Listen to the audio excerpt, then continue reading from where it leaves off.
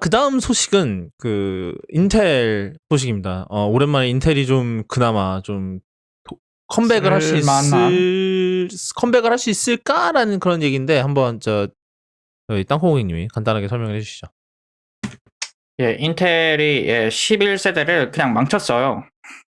예. 그래서 인텔이 이제 코어 프로세서를 파는데요. 뭐 데스크탑, 뭐 노트북에 들어가는 이제 펜티엄 버리고 코어라는 이름으로 판지 벌써 한 11세대, 12세대째인데 이번에 12세대 코어 제품들을 내놨어요. i5, 뭐 i7, i9 이렇게 나와 있고 제품들은 보면 이제 i5 12600KF, KKF, KF가 아마 그 그래픽 내장 그래픽이 빠진 버전일 거예요. 그래서 감속기 빠진 버전. 그래서 한 $20 좀 싼데 이번에 나온 제품들의 특징은 데스크탑 최초 맞나? 아무튼 거의 이런 소비자 X86 제품 중에서는 최초로 헤테로지너스 레이아웃이 들어갔어요. 그러니까 그게 뭐냐면 빅리틀. 이미 암에서는 많이 쓰는 거죠. 암에서는 뭐 허관을 쓰는 거죠. 빅리틀은 또 모자라서 미들도 쓰고 있는 그 뭐지? 안드로이드에서는 미들 프로세서를 쓰던데 네, 맞아요. 뭐 여기 빅코어 하나 있고 뭐 이런 식으로 하던데. 빅 미들 리틀 근데 뭐 별로더라고요 보니까. 빅미드 리틀 뭐. 아무튼 이상해. 이름도 이상하고 성능도 별로예요. 아무튼 근데 이제 인텔이 그거를 가져왔어요. 뭐 논란이 이전에 아니 도대체 리틀이 왜 필요하냐 CPU에 데스크탑 컴퓨터에 왜 필요하냐 하는 얘기가 있었는데 보니까 꽤 괜찮아요.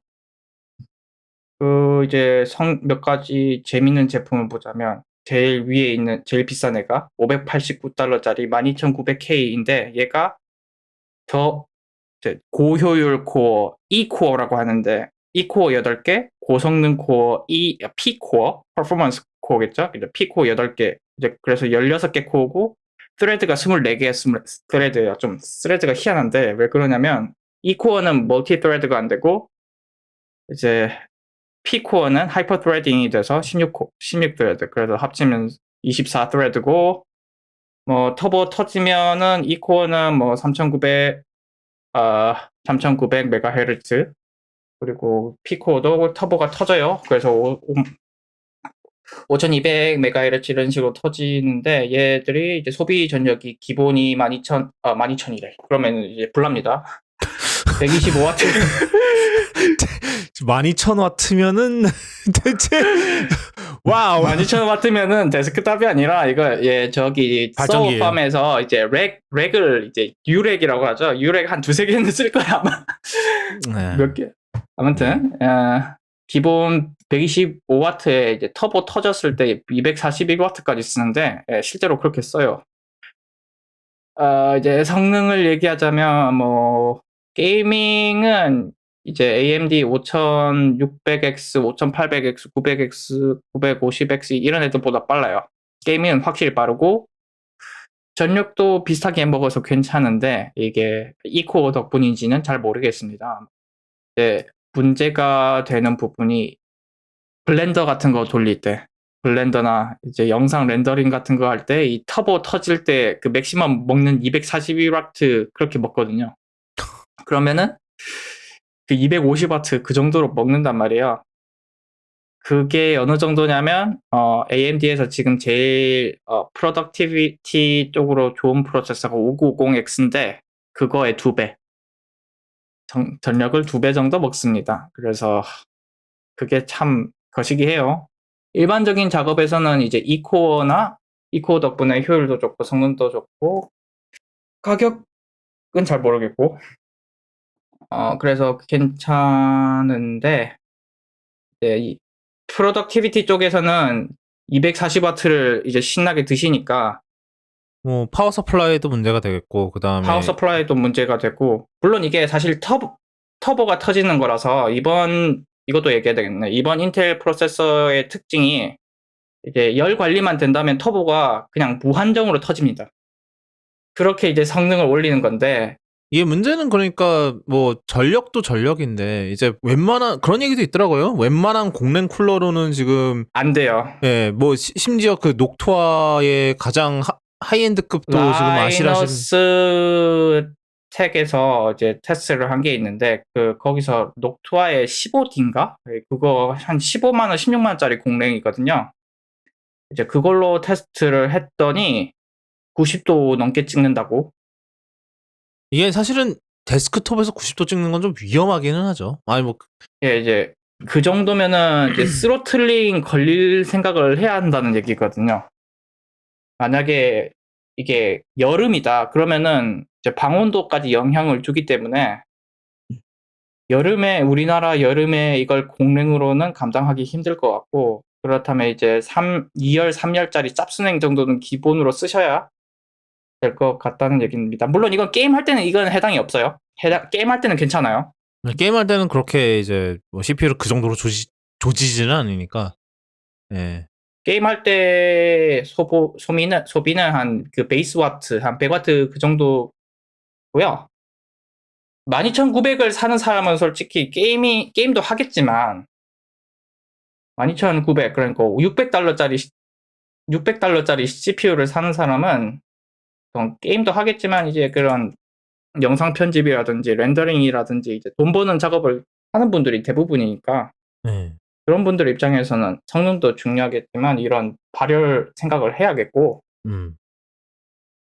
그러면 이제 그 말인즉 이제 CPU 자체도 비싼데 순행 사야 되죠. 순행이 이제 3열짜리 사면 한 250달러? 우리 돈 30? 그리고 이제 마더보드도 이제 G690이었나? 갑자기 기억이 안 나네. 맞을 이번 거예요. 예. 맞는 것 같아요. G690 보드들이 비싸요. 그렇겠죠. 굉장히 비싼데 이게 DDR5 버전이 있고 DDR4 버전이 있어요. 그러니까 최신 DDR5를 쓰겠다고 하면은 이제 보드 값이 한 10만 원 더 뜁니다. 그리고 DDR5를 쓰면 램 값도 한 10만 원 더 뜁니다. 한 16기가 기준으로. 그런데 이제 DDR5가 DDR4에 비해서 그렇게 막 지금 당장은 그렇게까지 엄청난 이익을 주는 것 같지는 않아요. 이제 미래를 대비한다면 뭐 생각을 할 수 있겠지만.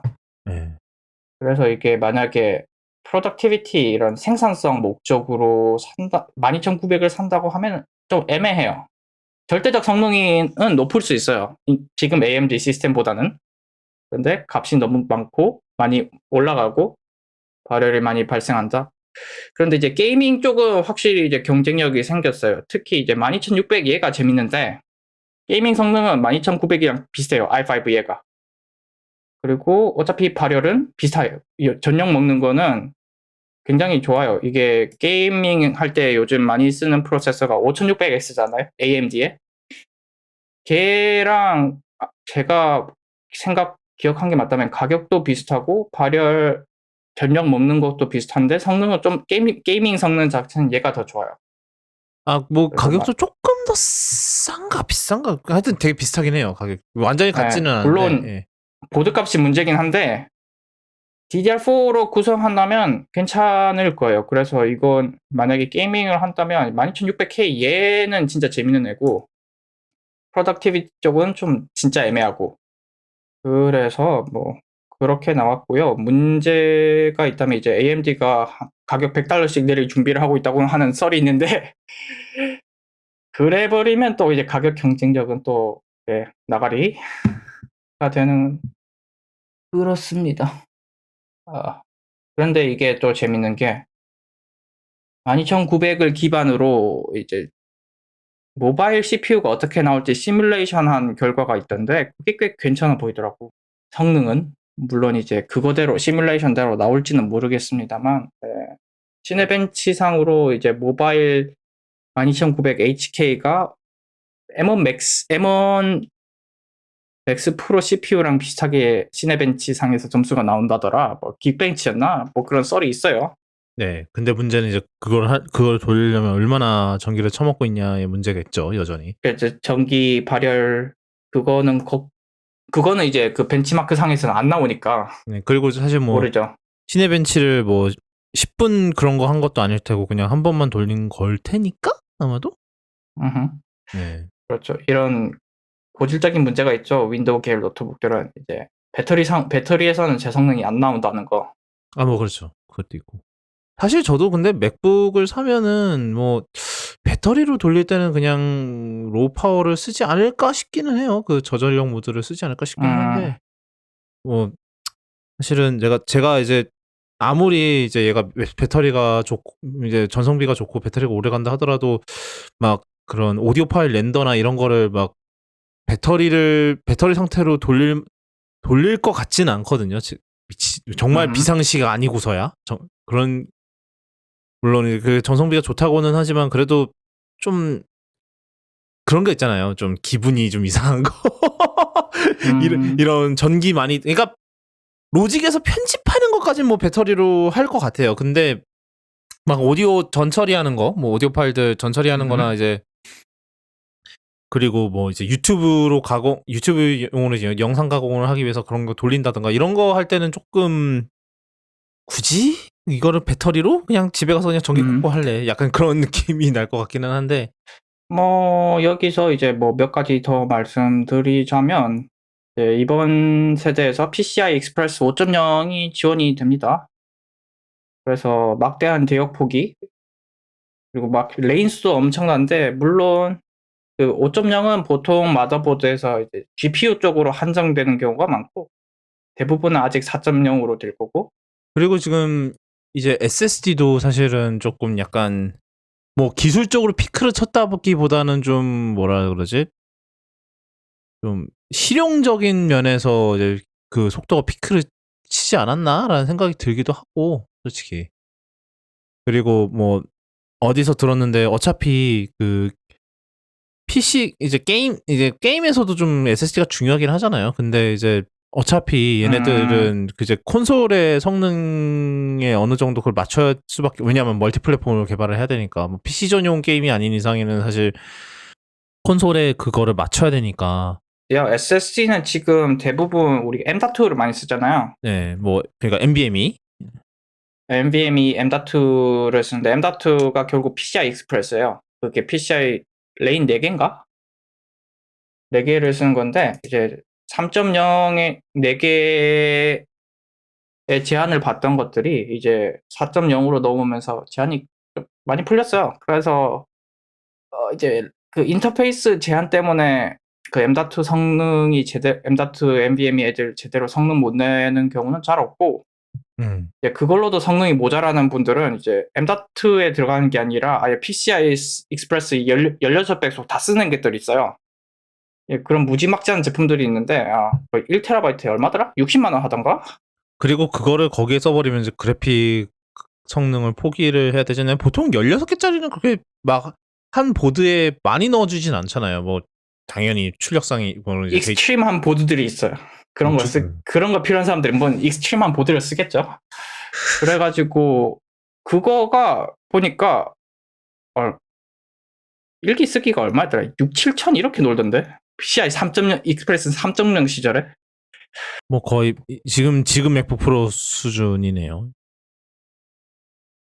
뭐 하긴 걔네들도 하긴 맥북 프로도 결국은 PCI 레인 가져다가 쓰는 걸 테니까 SSD를 사실은. PCI SSD 있는데 16X 뭐 이거는 중요한 건 아니고요. 네. 그래서 뭐 속도가 필요하면 그런 대안이 있다. 나는 필요 없습니다만. 뭐 저는 써본 적이 없는데 뭐 AVX 512가 지원된다고 해요. 뭐 소문은 지원이 안 된다고 하는데 이 코어를 끄면 AVX 512를 쓸 수 있대요. 그래서 뭐 필요하신 분들은 내 주변에는 없지만 되긴 된다는 거. 난 뭐 하는 건지도 몰라요. 그래. 아직 근데 지원을 하는 게 그렇게 많지는 않지 않나요? 이게 용도가 그냥 공학 계산 뭐 이런 데서 쓴다고 알고 있는데